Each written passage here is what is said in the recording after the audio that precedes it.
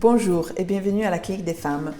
Je voudrais vous parler aujourd'hui des ovaires polykystiques. Tout d'abord, qu'est-ce que c'est ce mot? Est-ce qu'effectivement ce sont des ovaires avec des kystes?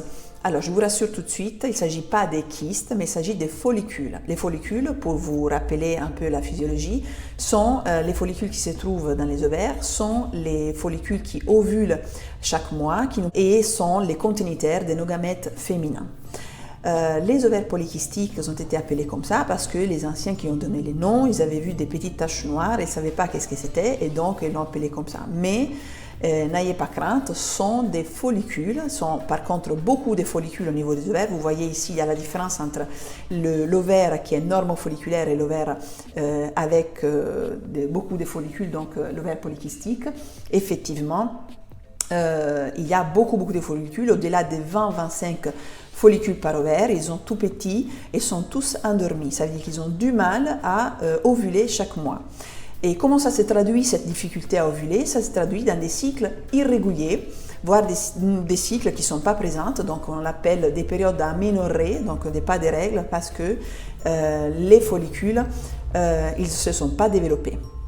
Je vous rappelle que c'est une pathologie qui touche les 10% des femmes, et normalement ce sont des femmes plus jeunes, que c'est un syndrome qui peut évoluer, donc on peut avoir des ovaires polykystiques qui après deviennent, le bilan hormonal change pendant la vie, et il faut distinguer le syndrome des ovaires polykystiques de l'aspect échographique des ovaires polykystiques. Le syndrome est là aussi des caractéristiques hormonales et de ses symptomatologies.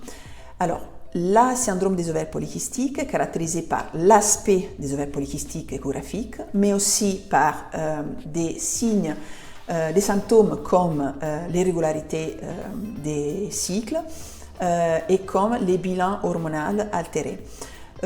Normalement, on a des signes physiques comme une hyperandrogénie, donc on a une hyperpilosité, on a un excès des poils où on a d'habitude, mais aussi dans des zones où on n'a pas l'habitude d'en avoir, comme les mentons ou au niveau des seins. Et on peut avoir aussi une acné plus ou moins significative, une alopécia. Et un autre aspect, ça peut être le surpoids. Parfois, on peut avoir difficulté à perdre du poids et c'est vrai qu'avec une prise en charge par les gynécologues, on peut améliorer l'équilibre hormonal et donc aussi réussir à perdre du poids. Est-ce que, la question qu'on se pose alors, est-ce que le syndrome des ovaires polykystiques est associé à une infertilité? Alors, pas forcément. On peut avoir des ovaires d'aspect polykystique au niveau de l'échographie, mais des ovaires qui arrivent à ovuler et surtout aujourd'hui, en consultant votre spécialiste, vous allez avoir une prise en charge adaptée à votre cas.